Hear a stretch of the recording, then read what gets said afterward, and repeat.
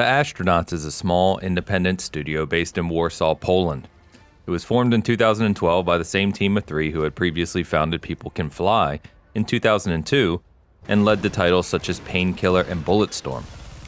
Following Epic Games' acquisition of People Can Fly and later Tencent's investment into Epic, the leaders wanted to ensure they could continue to independently focus on narrative-driven games. So, they left to chart their own path yet again.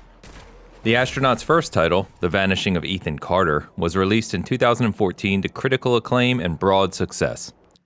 It was then at the Game Awards in 2017 where they would introduce their follow-up and a very different type of game altogether, Witchfire. Witchfire is a fantasy first-person shooter set in an alternative world where witches and magic are very real and very dangerous. You take the role of a prayer, a punishing, witch-hunting arm of the church, anointed by the Pope himself, whose task is to find and eliminate the witch. The themes were modeled after the 15th century witch hunts in Europe, but have obviously been evolved into dark fantasy. Witchfire launched into early access in September, but just last week the first major edition, titled the Ghost Galleon Update, was released. With a long list of revisions and additions, how is the game shaping up? In short, very, very well.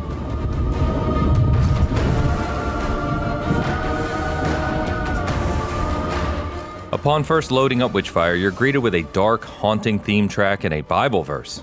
Immediately, you're put on notice that you're entering a dark, gothic fantasy world, something Witchfire frequently reminds you of. Currently, there are 6 classes of prayer to choose from, each with varying stats and initial loadouts.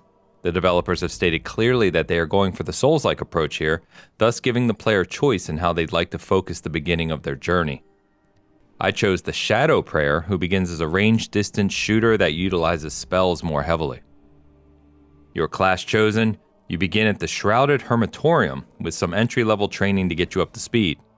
This area acts as your home base and it's where you can level, change your loadout, evolve the world, and research new items and abilities, which I will touch more on shortly.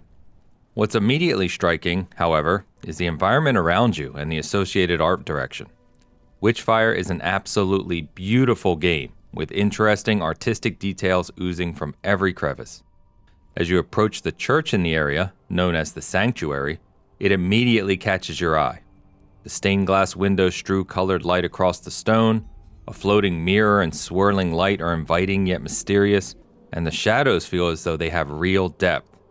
It's very clear that the team at the Astronauts have a very good handle on Unreal Engine 4 because for a small team, they make it sing.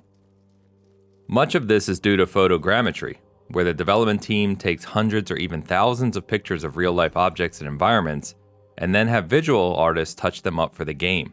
It certainly works, as Witchfire in motion is absolutely stunning. And even in early access, I've not experienced any performance issues either, with extremely fluid gameplay and almost no frame drops. This beauty carries through to nearly every element of Witchfire. Intricate details abound. When it comes to a developer delivering their creative vision on screen to the player, you'd be hard-pressed to find many examples more appreciable than Witchfire. As you initially set out, you'll head to the Scarlet Coast with nary an idea as to what to expect and no quest direction nor marker. The game is cryptic by design, and the development team has been clear that this is not a narrative journey filled with cutscenes.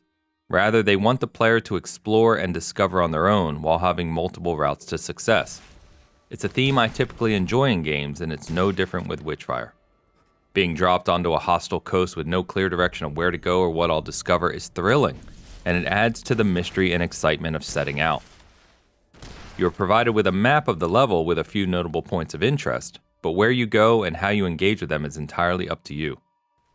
Witchfire at its core is best described as a first-person shooter, roguelite, with Souls-like elements. From run to run, the level layouts don't change, but item, quest, and enemy locations do in a procedural fashion. This keeps you guessing every time you come back, an aspect that's further expanded by the new Gnosis system. At the outset of the game, you will begin as Gnosis 1, and once you meet a few requirements, you can upgrade the world to Gnosis 2 at the Sanctuary, and eventually 3. This not only unlocks a few additional aspects of the game such as the Trader, but it also evolves the game world. New icons appear on the levels, more advanced enemies begin to appear, and new secrets can be discovered. It's an effective way to keep the game feeling fresh, and is similar in ways to the world tier approach you often see in ARPGs. The moment-to-moment gameplay in Witchfire is noticeably strong for an early access title. Gunplay is fluid, fast, and packs a punch. The feeling of hitting a critical headshot or nailing a perfectly timed combination of spell, melee, and headshot is exhilarating. The addictive, repeatable gameplay loop in that vein is entirely present already. That said, combat carries with it a weighted feel as well. It doesn't feel like an arcade or Twitch shooter. Rather, you have to be thoughtful about your movements, reload timing, and cooldowns. While Witchfire undoubtedly nails the intuitive FPS feel, it manages to integrate a more thoughtful approach in line with the setting and theme of the game. Should you be too reckless with your stamina usage, you'll quickly find yourself staring at death's door. As you clear specific areas of the map by wiping out hordes of the witch's minions, you'll be greeted with a couple of stat bonuses you can select from to unlock for that run.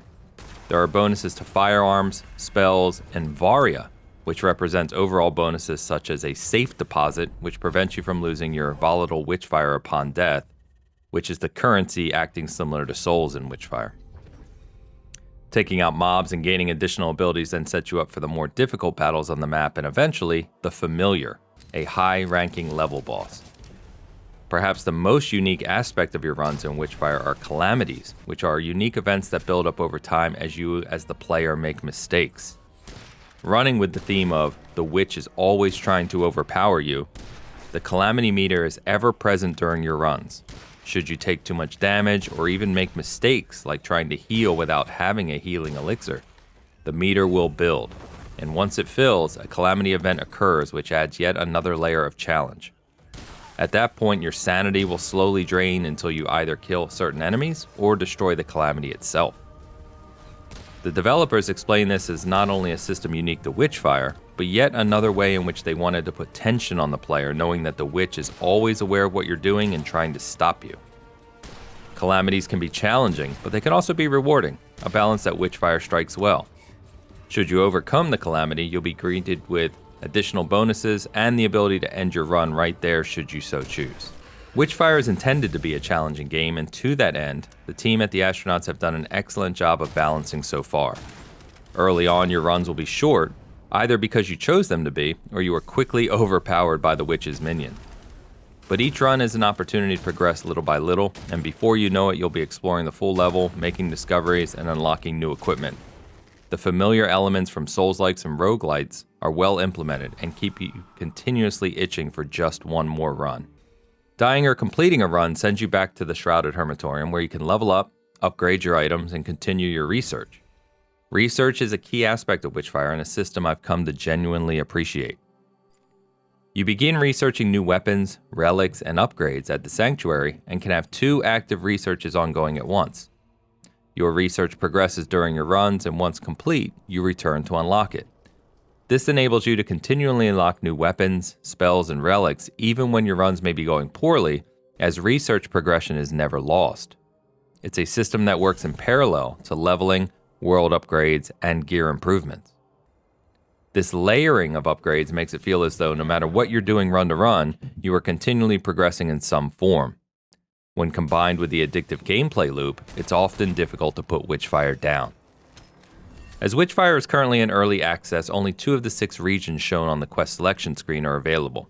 It still has quite a ways to go until full release, and you can follow its progress directly from the development team on the Astronauts website. But even in its current state of limited scope and content, it's easy to tell there's something special here. The developers are clearly a talented group, as what they've created so far is deeply engaging, creative, and unique. Most of all, it's polished and well designed. Needing additional content in early access is a far better story than a game that clearly has critical issues that could take months or even years to resolve.